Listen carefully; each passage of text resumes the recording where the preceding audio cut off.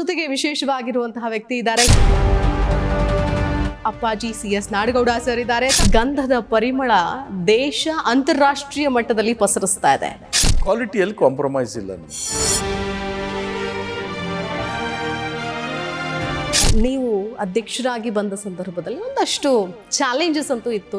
ಸಂಬಂಧಗಳು ನಮ್ಮ ಮಧ್ಯೆ ಮತ್ತು ಇಲ್ಲಿ ಕಾರ್ಮಿಕರ ಮಧ್ಯೆ ಭಾಳ ಉತ್ತಮ ಆಗಿರೋದ್ರಿಂದ ಸಾಧನೆ ಮಾಡಲಿಕ್ಕೆ ಅನುಕೂಲ ಆಗ್ತಾ ಇದೆ. 52 ಉತ್ಪನ್ನಗಳನ್ನು ಇವತ್ತು ಮಾರುಕಟ್ಟೆಯಲ್ಲಿ ನಾವು ನೋಡಬಹುದು.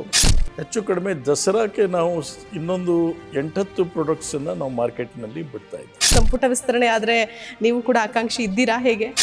ಆಕಾಂಕ್ಷಿ ಯಾರು ಇರುವುದಿಲ್ಲ, ರಾಜಕಾರಣದಲ್ಲಿ ಇದ್ದೇ ಇದ್ದೀವಿ. ಅಪ್ಪಾಜಿ ನಾಡಗೌಡ ಜೊತೆ KSDL ಯಶೋಗಾಥೆ ವೀಕ್ಷಿಸಿ ಸಂಜೆ 5:30ಕ್ಕೆ.